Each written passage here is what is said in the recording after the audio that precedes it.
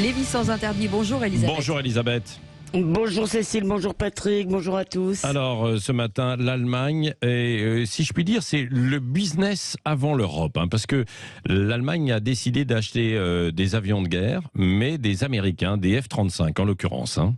Oui, alors vous vous rappelez, au début de la guerre en Ukraine, tous les commentateurs français se sont extasiés sur la décision allemande du chancelier Olaf Scholz de débloquer 100 milliards d'euros pour porter leurs dépenses militaires à 2% du PIB.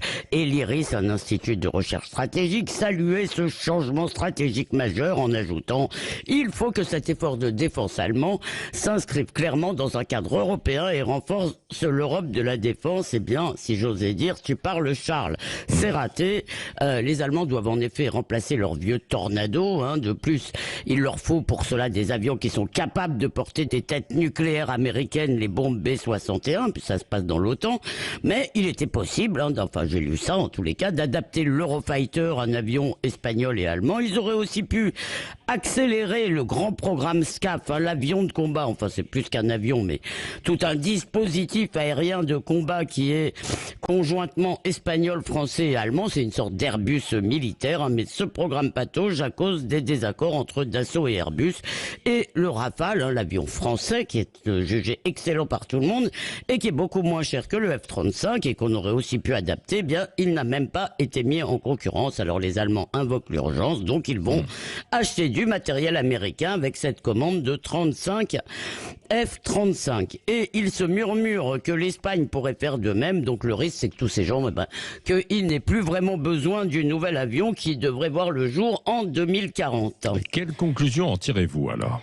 Que les belles proclamations macronistes en faveur de l'Europe puissance, de la souveraineté européenne, un terme, je l'ai déjà dit, qui est largement un oxymore, une contradiction dans les termes, ces déclarations sont largement incantatoires. Alors dans Marianne hier, un spécialiste de la défense à la Fondation Jean Jaurès, un Renaud Bellet, se voulait rassurant. Voilà ce qu'il disait: on aurait tort de vouloir que nos partenaires aient le même degré de maturité que nous sur ces questions. La pleine souveraineté allemande date de 1991. S'affranchir de la tutelle américaine, ça prend du temps. Donc vous avez compris, cher Patrick, rendez-vous au 22e siècle. La réalité, c'est que les Allemands préfèrent rester dépendants, culturellement d'ailleurs et militairement, de l'Amérique, plutôt que viser l'autonomie stratégique et industrielle de l'Europe.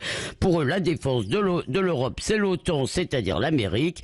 Et en plus, ce qui est moins avouable et qui évidemment personne ne dit, c'est qu'ils ne veulent surtout pas doper l'industrie militaire française. Vous voyez, ça c'est la belle et grande d'Europe, et on comprend que pendant que nous rêvons, qu'Emmanuel Macron rêve d'Europe de la défense, ceux qui guident nos voisins allemands, ce sont leurs intérêts nationaux, une fois de plus.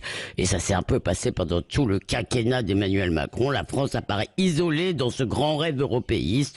Nous continuons à parler du couple franco-allemand, expression qui fait beaucoup rire outre-Rhin, parce qu'on a l'impression que dans ce couple, un des conjoints est éternellement cocu, et c'est nous. Merci Lévis sans interdit.